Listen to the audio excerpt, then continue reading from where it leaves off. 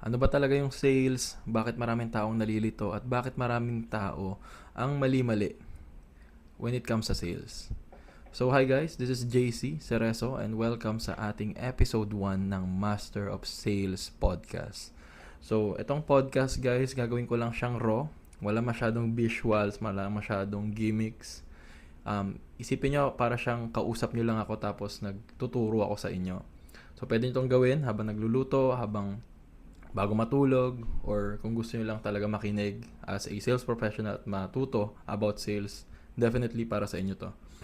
Excuse me. And also guys, very conversational lang yung setup natin. I highly suggest if gusto niyo mas seryosohin to, take notes kayo and put kayo ng pen and paper. So, pag-usapan natin dito sa episode 1. Ano ba yung sales? Okay. Ano ba siya talaga? Bakit maraming mga tao ang nalilito? Alam mo guys, for me, in my almost a decade of experience sa sales, working with international, local, top entrepreneurs, you can check out my profile, it's all public. Kung isi-simplify natin yung sales, marami siyang meaning. Okay? Kaya ko siya nasabing maraming meaning kasi depende sa context, depende sa definition, dun magva-vary yung ibig sabihin ng sales. Now, paano ko nasabing ganun? Kapag sinabi mong sales sa accounting perspective, yung sales is basically exchange of values. So, kapag nagbayad yung client or bumili siya ng product or service, sa accounting perspective, it's called sales. Benta. May exchange of value. So, binayaran kayo.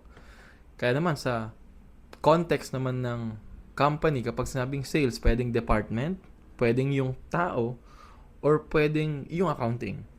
So, nagigets nyo guys, nagbabari-vary. Sa ibang context naman, kapag sinabing sales, pwedeng yung sales professional. Pwede naman yung revenue. So, ang daming definition guys at nagbabari siya context per context.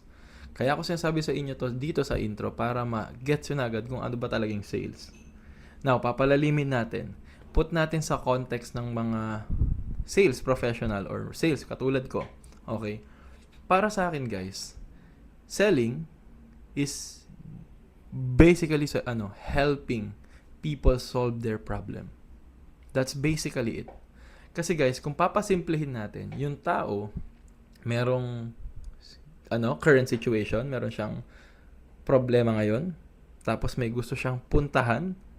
Okay? May gusto siyang puntahan, may current situation siya, may desired situation siya.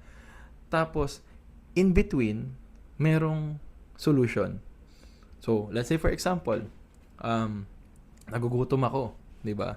Yan yung current situation ko. Now, yung desired situation ko, gusto ko mabusog. So, yun siya. May current situation ako, gutom ako. May desired situation ako, gusto ko mabusog. Now, in between doon, sa gitna na yun, yung bridge doon, or yung nasa gitna nun, doon pumapasok yung business, or kaya naman mga solution. So, nagugutom yung tao, gusto niya mabusog. Yun yung question. So, paano siya mabubusog? Doon na papasok yung mga businesses, yung product, services. Now, pwede ka na mag-position doon ng product, or kaya naman ng services. So, pwedeng yung product mo, let's say for example, is may restaurant ka. So, yun yung service mo. Tutulungan mo yung taong nagugutom para mabusog sila using yung karinderya mo. So, that's service. May mga product na approach naman. Magbebenta ka ng Chicken Joy. So, product yung ina-offer mo. So, yung bridge sa gitna na yun, ng solution doon sa current situation at sa desired situation ng tao is basically, that's called sales. Kasi nagsosolve ka ng problem ng tao. May problema ako, nagugutom ako, gusto ko mag-solve ng problema ng tao. Yung proseso ng mabusog yung tao from nagugutom, yun yung sales. Okay, yun yung definition ko ng sales. Nagsosolve ka ng problem. Now, mas papalalimin natin ngayon. Now, alam nyo na, yun pala ang sales pala, Coach JC or Sir JC, is helping people solve their problem. Now, bakit maraming tao ang nagkakamali? Okay, dito na tayo maging technical guys. Kaya nagkakamali mga ibang tao when it comes sa sales kasi ang alam nila, selling is all about convincing people. Gustong pinipilit. O may produkto ako, may serbisyo ako, bilhin mo naman bro. Sis, bilhin mo naman. Pinipilit. Kino-convince. Now, Kaya nagkakamali yung tao, kapag nagko-convince ka ng tao, nagkikreate siya ng resistance. At yung resistance is pressure. Kaya pansinin nyo kapag may mga salesperson na lumalapit sa inyo, tapos pinupush talaga kayo, binebentahan kayo pa, ulit, kino-convince kayo, ano nararamdaman nyo as prospect, or as a client, or as a consumer? Naiinis kayo. Bakit kayo naiinis? Kasi pinipilit kayo. Yung nararamdaman yung energy na yun, yung pinipilit kayo na parang naiipit kayo, tinutulak kayo sa pader. Resistance tawag doon. Kaya for me, selling is not convincing. Para sa akin, selling is all about asking people, ano ba yung problema nyo, diagnose natin. Tapos, if masosolve ng produkto or ng serbisyo ko yung problema mo, makakatulong to para masolve yun. Yun ang selling para sa akin. Kasi, babalik tayo sa sinabi ko, gusto mong tumulong ng tao. Selling is all about helping people solve their problem. So, if ganun pala yung pinaka-context ng selling, ngayon pa lang nagigets nyo na kung bakit maraming tao ang nalilito sa sales. At hindi masyado na pag-uusapan yan kasi hindi natuturo. Na mas papalalimin pa natin ngayon. Okay, so mas malalim na naman. Bakit ganun, Sir JC? Bakit maraming tao ang nalilito sa sales? Bakit maraming taong nagkakamali? Kasi guys, kultura na natin sa Pilipinas yan. Yung way ng pagbebenta dati pa lang, nung panahon pa lang ng mga lola natin, tsaka yung napasa yung kultura ng pagbebenta na yan, sa pananaw na yan, hanggat sa mga magulang natin, kalamama at papa natin, tapos napasa na naman sa generations natin, hindi na nagbago yung culture. Kaya laging nangyayari dito sa sales sa atin, networking. 'Di ba? Yung way ng pagbebenta nila is nagbebenta sila ng namimilit, nag-hype, nagmamanipulate, niloloko ka nila, tapos nafe-feel na i-scam. Now, yun nagkakaroon ng parang sinasabing budol, or kaya naman sinasabi nilang lolokohin ka lang yan, bebentahan ka lang yan. Kasi kung babalikan natin yung lesson na sinabi ko kanina, pinupush kasi nila yung tao bumili. Nagkakaroon ng resistance.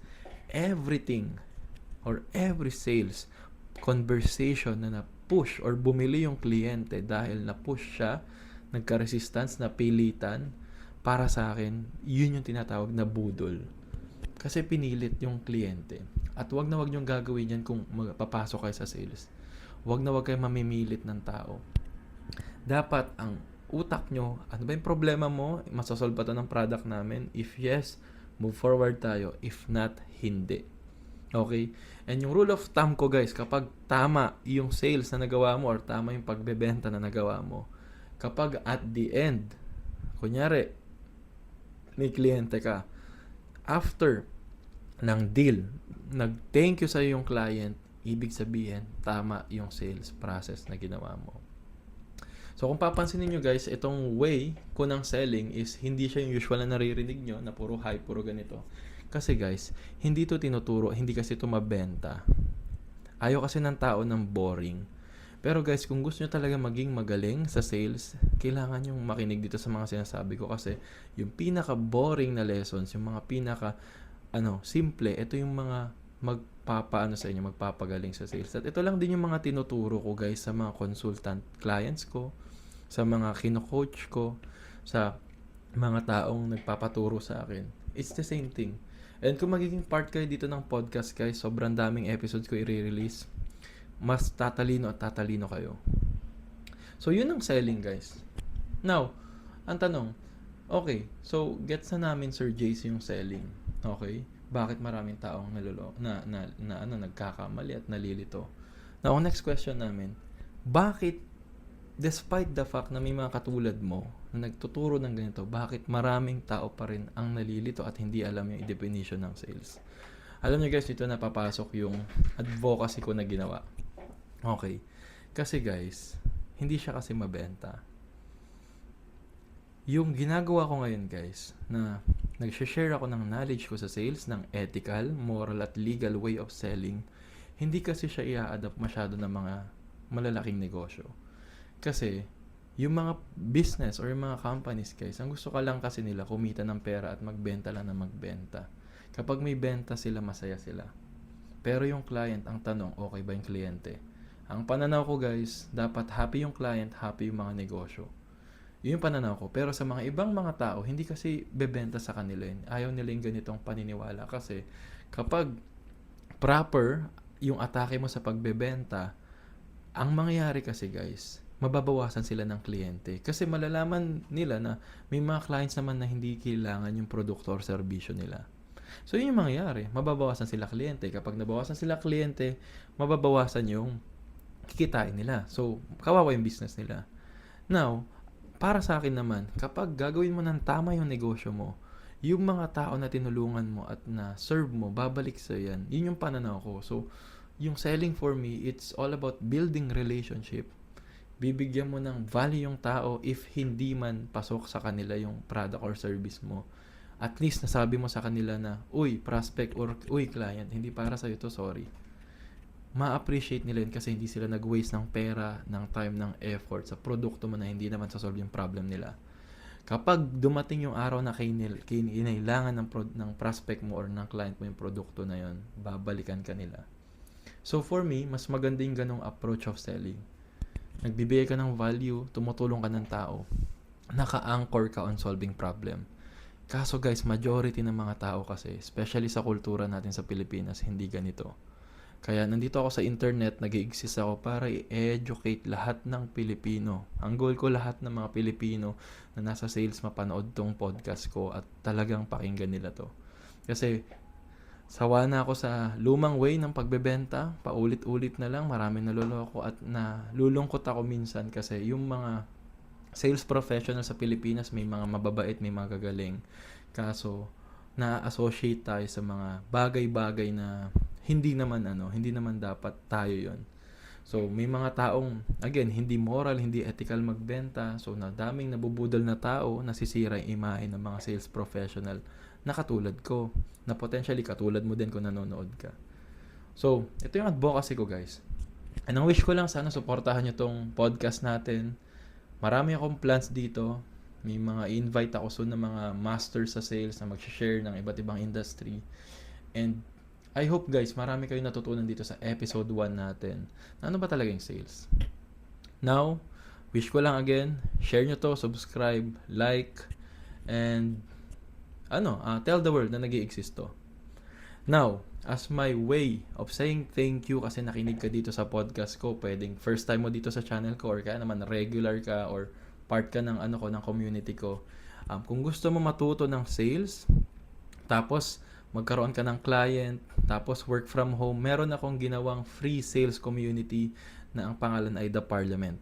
Na itong The Parliament guys, it's a sales community na libre na kung saan tuturuan ka sa sales, sa freelancing, at sa remote sales.